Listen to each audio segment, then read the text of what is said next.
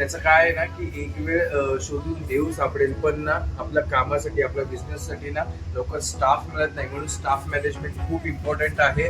आता असं नाही आहे की मी स्टाफ मॅनेजमेंट केला नाही, बट हे बिझनेसचा एक बोललं गेलं तर रूलच आहे की कधी ना कधी हा स्टाफचा प्रॉब्लेम होतोच. कारण की मी कित्येक लोकांशी बोललो.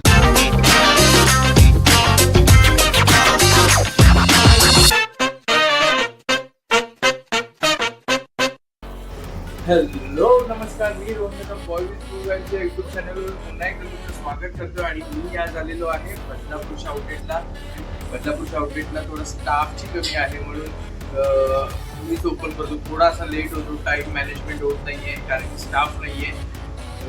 तर आता मी ओपनिंग केलेली आहे, तर लवकर फ्लोर मारून घेतो आणि मग मॉप मारून घेतो, मग किचन सेटअप करतो. हा किचन असा आहे, तो आता थोड्या वेळाने तुम्हाला बनलेला दिसेल.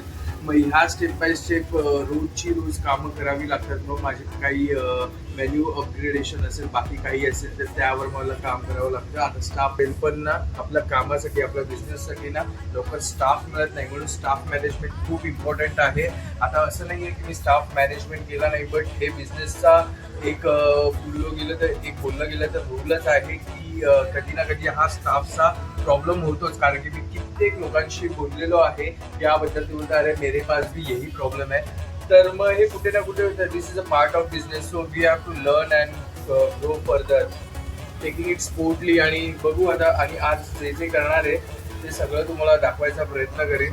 आणि आता मी पहिल्यांदा तरी माझा फ्रूट वॉक करून घेतो, स्वाईप करून घेतो, नंतर लगेच भेटू.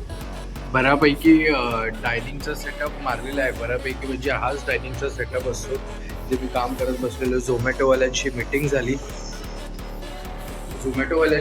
झाली आणि मग नंतर मग मी किचनचं सेटअप केलं. जे काही असं असतं, इथे गार्निशर्स ट्रे असतात आणि इथे किमा पाव वगैरे, पायपिंग बॅग्स, परत आईस काढून ठेवले फ्रीझरमधून. थोडीशी भूक लागली म्हणून फ्राईज खातोय आता.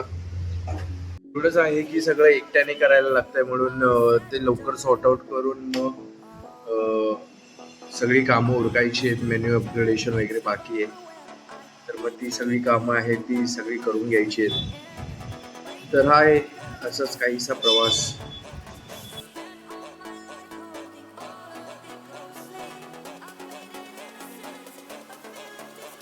तर हे आहेत आमचे केंटकी फ्राईड व्हेज, जे आमचे बेस्ट सेलर आहेत. व्हेजी फ्राईज आहेत प्लस किमा पाव. तर केंटकी आणि किमा पाव तर हे दर मिनिटाला ऑर्डर असते याची. तर तुम्ही जर का मुरुड किंवा बदलापूरला असाल तर नक्कीच हे ट्राय करा. आता हे तिन्ही एशियन स्टाईल फ्राईड व्हेज आहेत. तर हे मी झोमॅटोवरून ऑर्डर आलेली आहे, तर ती एक पॅक करतो आणि मग पुढे सांगतो. एकटा आहे म्हणून त्याच्यामध्ये शूट करता येत नाही आहे, बट आपल्या इकडे केंटकी एवढं फेमस आहे ना, म्हणजे जेवढे पण टेबल येतात आतापर्यंत 6 टेबल आले, म्हणजे ह्या 1-1.5 तासात 6 टेबल आले. तर 6च्या 6 टेबलमध्ये फक्त आणि फक्त केंटकीच गेलंय.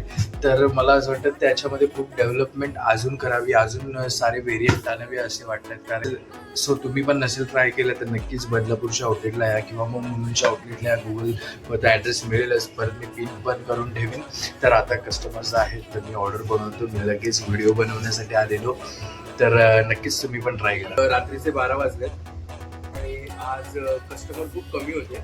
आणि जेव्हा कस्टमर आले तेव्हा ऑलरेडी 10:30 वगैरे वाजून गेलेले.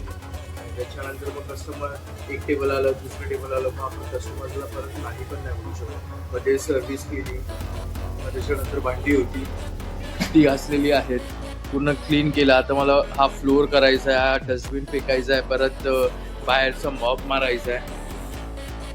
तर ह्या सगळ्या गोष्टी असतात. तर म्हणूनच मी नेहमी सांगत असतो, जर का हॉटेल इंडस्ट्री किंवा कॅफे बिझनेस ओपन करायचा असेल तर ह्या सगळ्या गोष्टी तुम्हाला नक्कीच आल्या पाहिजे.